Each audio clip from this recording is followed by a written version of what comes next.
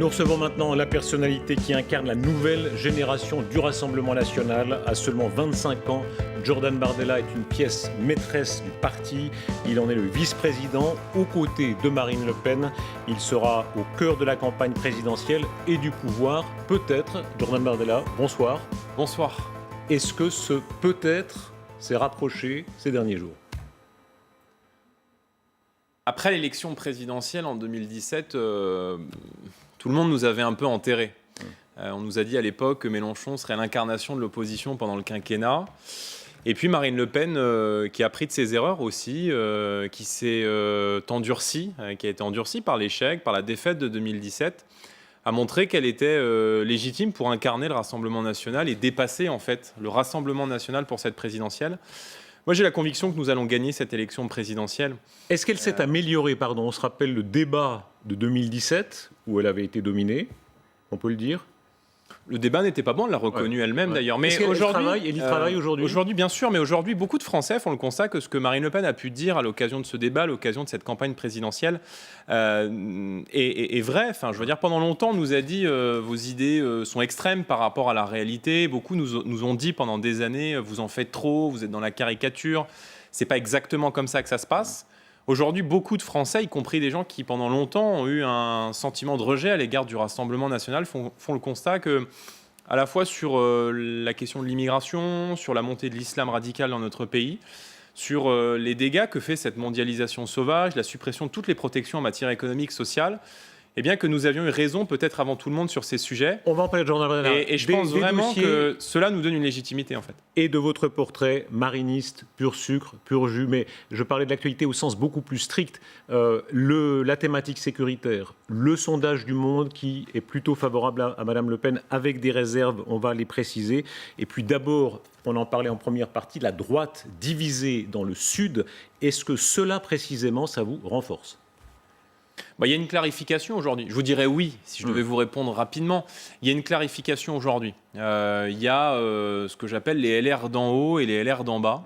Avec Emmanuel Macron en 2017, c'était peut-être l'un des seuls points d'accord qu'on avait avec lui. En bas social, vous voulez dire, pas géographique. Qui était de dire, bien sûr, qui était de dire le clivage entre la gauche et la droite, il est dépassé.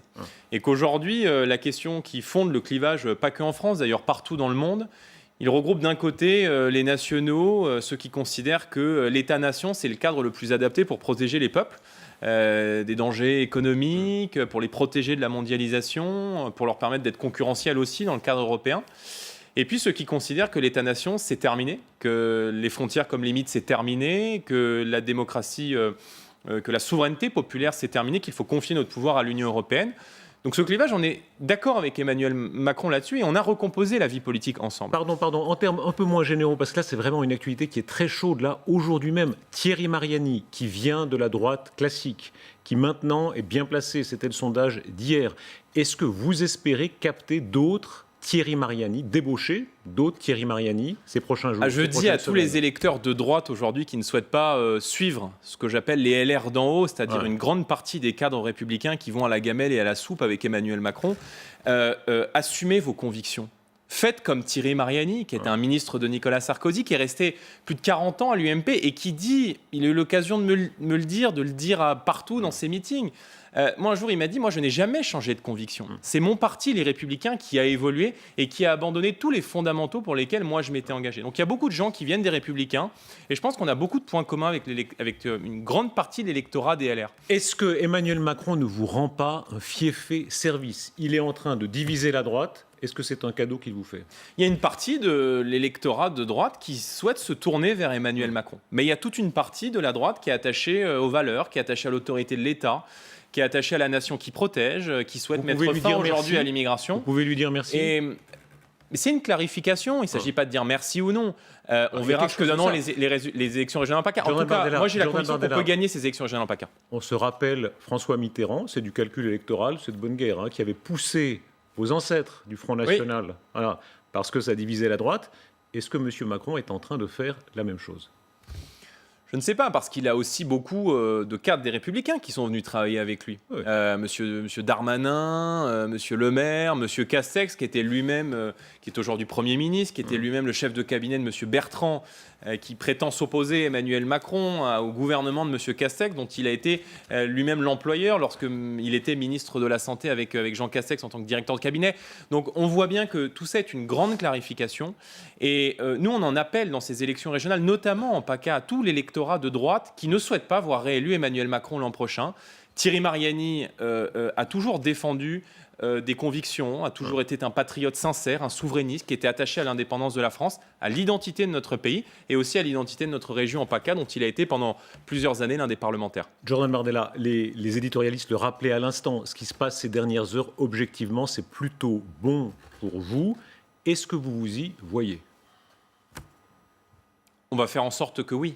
Vous savez, nous on fait pas de la politique, on fait pas de la politique pour nous, on fait pas de la politique pour les places, on fait de la politique parce qu'on a des convictions. Tout le monde fait aussi la politique pour soi. Oui, mais est-ce que vous imaginez maintenant un peu plus précisément Madame Le Pen à l'Élysée qui vous fait venir, asseyez-vous Jordan, est-ce qu'on s'approche de ça ? Marine Le Pen souhaite remporter l'élection présidentielle. Parce que Marine Le Pen, ça fait 20 ans qu'elle est en première ligne.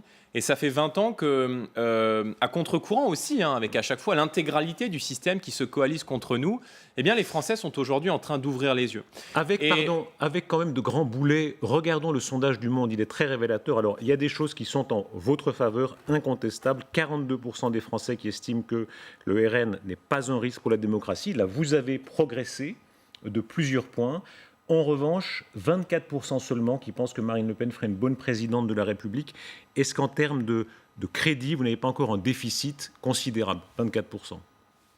Nous allons avoir l'occasion de démontrer aux Français, lors de cette campagne présidentielle, que les solutions que nous avons répondent aux problèmes qui sont aujourd'hui ceux du pays. Vous vous souvenez, quand on est arrivé à la tête d'un certain nombre de municipalités en 2014, tout le monde nous expliquait que ça allait être la catastrophe. Quand on a gagné Hénin-Beaumont, quand on a gagné Fréjus, avec David Racheline, quand on a gagné Beaucaire, quand on a gagné d'autres villes partout en France, on nous a dit ça va être terrible. Vous allez remettre des barbelés, vous allez être incapable de gérer. Or, l'intégralité de nos maires ont été quasiment tous réélus dès le premier tour l'an dernier, avec de nouvelles victoires comme Louis Alliot à Perpignan. Donc, je dis aux Français, vous avez essayé tout le monde, vous avez essayé la droite, vous avez essayé la gauche. Bien souvent, vous n'avez pas vu la différence. Voyez bien que tous les sujets que nous avons toujours portés dans le débat public sont aujourd'hui des thématiques sur lesquelles une majorité de Français s'accordent à dire que nous avions raison. Mais pardon, et je vais vous citez quelques noms, mais en termes de personnel politique, vous savez très bien, si on imagine demain un gouvernement nommé par Marine Le Pen, franchement, ce sera dur. Elle parle de M. Garot pour la justice, mais qui d'autre ? Mais M. Garot, M. Mariani, qui a été ministre de Nicolas Sarkozy, M. Juvin, M. Chenu et d'autres, beaucoup de gens qui vont venir travailler avec nous. Vous savez, Marine Le Pen, ça ne sera pas la candidate du Rassemblement national. Elle sera la candidate de l'Union nationale. Et ce n'est pas le Rassemblement national qui vous rejoindra alors ? Une partie des LR, vous l'espérez ça ? Mais bien sûr, mais de partout. Tous les gens qui aujourd'hui sont attachés à l'identité de notre pays, qui sont attachés à la souveraineté nationale, qui ne veulent pas voir réélu Emmanuel Macron. Parce que vous voyez, il y a beaucoup de gens qui aujourd'hui, qui ce soir nous regardent et qui savent que si Emmanuel Macron était réélu l'an prochain, alors nous nous dirigerions vers un nouveau quinquennat de violence, de désordre et de chaos. Alors face à cela, Marine Le Pen sera la présidente qui va protéger les Français, qui va les protéger en matière économique, avec le patriotisme économique, qui va la protéger en matière sociale en défendant notre modèle de protection sociale, quand M. Macron, notamment avec la réforme des retraites qui va revenir, lui, est dans une démarche de casse sociale. Jordan Bardella, vous avez beaucoup lissé vos positions pour être un peu plus bourgeois, un peu plus respectable. L'euro, vous avez bien évolué. Pourquoi bourgeois ? Sur le mariage homosexuel, appelez ça comme vous voulez, alors compatible avec une plus grande majorité, disons. Sur le mariage homosexuel, vous avez considéré que c'est un acquis. Sur le Frexit, où est-ce que vous en êtes ? Est-ce que oui ou non, la France devrait quitter l'Union européenne ? Nous avons aujourd'hui, sur la scène européenne... C'est pas oui et non, là, c'est un début de... En l'état actuel des choses, non. Nous allons aller devant les instances de l'Union européenne. L'Union européenne, aujourd'hui, elle est contestée de toutes parts. À chaque fois que l'Union européenne s'occupe de quelque chose, c'est une catastrophe. Et là, on l'a encore vu dans cette crise sanitaire, à la fois avec les commandes de masques, et à la fois avec les commandes de vaccins. Nous allons aller devant les institutions européennes. À l'arrivée aujourd'hui, la France, le professeur Pittel disait hier à votre place, la France se situe parmi les bons élèves en Europe. Les bons élèves de quoi ? à l'arrivée en termes de surmortalité. C'est le rapport qui rendra dans quelques jours, un rapport indépendant. Mais monsieur, en termes de surmortalité. D'autres pays ont déjà rouvert leurs terrasses, leurs restaurants depuis un certain nombre de temps. On a été les plus mauvais en tout. On a été d'abord l'otage de la bureaucratie européenne. Quand on voit l'Inde, on a eu l'un des confinements. Il ne faut pas exagérer. Quand on voit l'Inde, quand on voit le Brésil, tout est relatif. Je parle sur la scène européenne.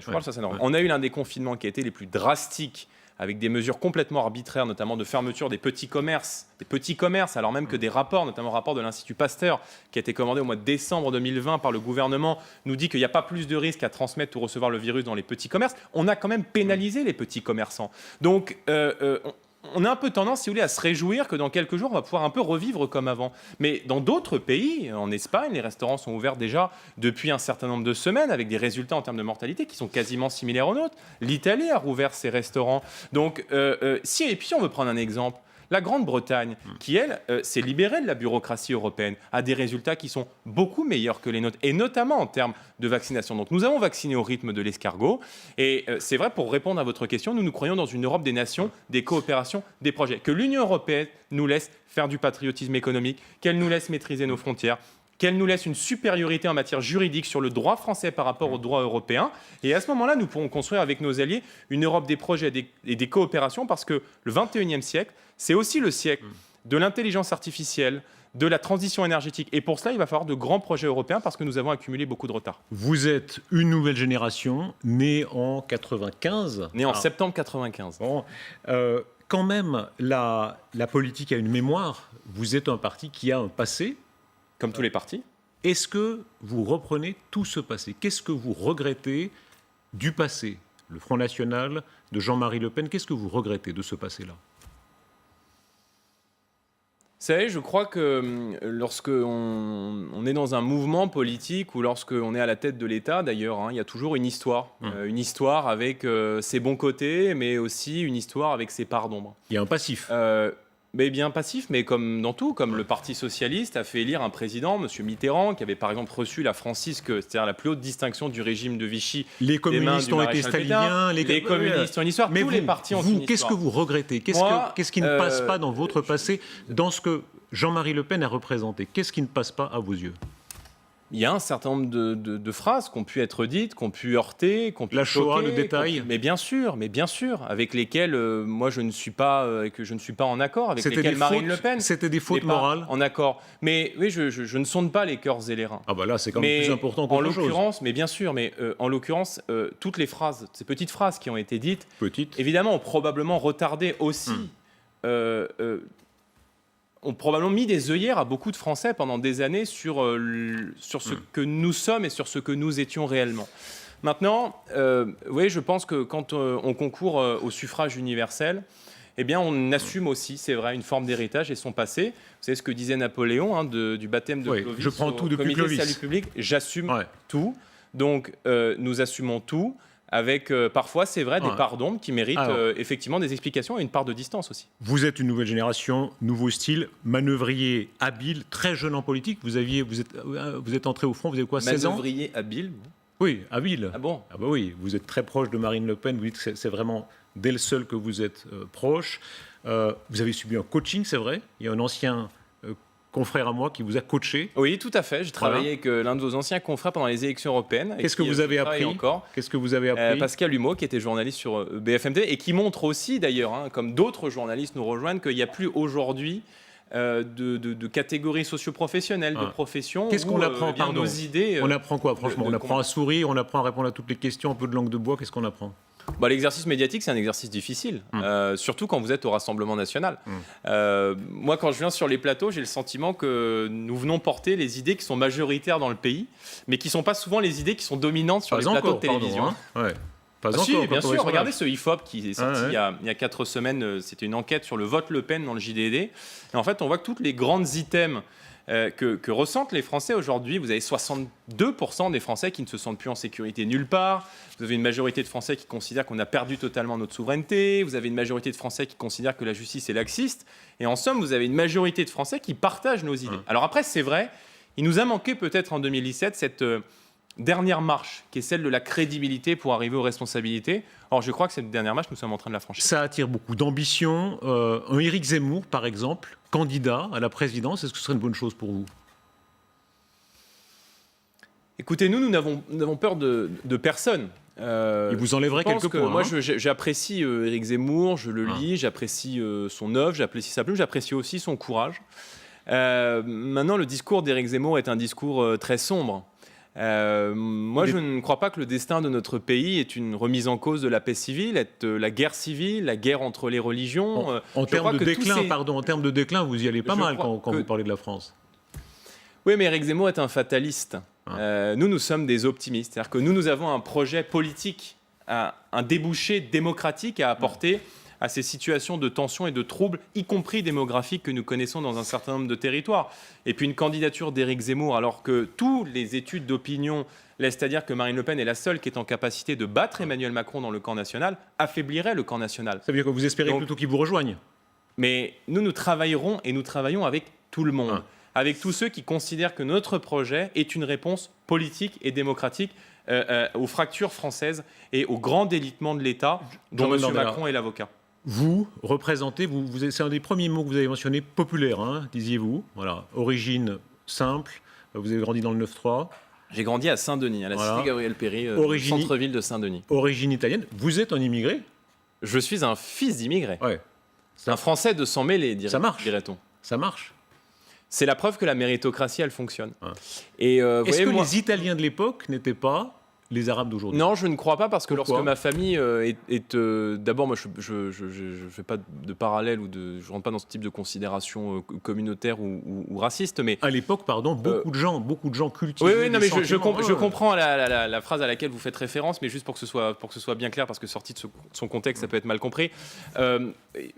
Lorsque j'appartiens à une génération dont les parents, lorsqu'ils sont arrivés en France dans les années 50-60, ils ont tout fait pour s'intégrer, pour s'assimiler, pour faire on respecte la police, pour faire en sorte qu'on apprenne très vite le français.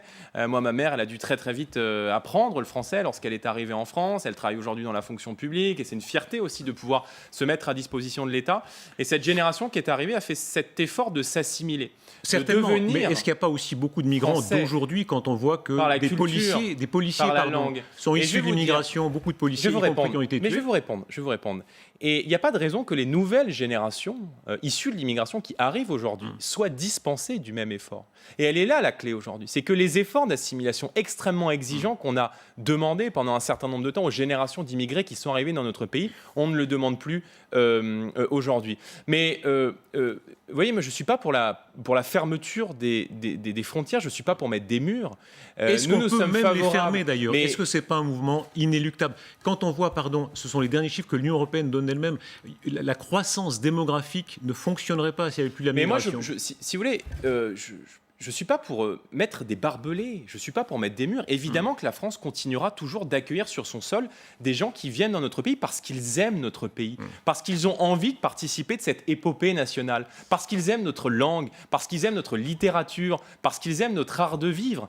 Et c'est tout cela qui s'est perdu aujourd'hui avec les nouvelles générations qui arrivent et à qui cet effort extrêmement exigeant d'assimilation n'est plus demandé, n'est plus suivi. Et quand on a un président de la République qui nous explique les yeux dans les yeux qu'il souhaite déconstruire l'histoire de France et qui poursuit une certaine forme de repentance et de culpabilisation permanente des majorités, alors effectivement, on ne peut pas s'étonner du comportement et du rejet qu'exprime un certain nombre de personnes aujourd'hui à l'égard de la République. Emmanuel Macron, qui parfois, effectivement, joue sur ce registre repentance, etc., mais qui a aussi donné des signes d'ouverture intellectuelle de l'autre côté, quand il discute avec Philippe de Villiers, quand il parle avec les gens de Valeurs Actuelles.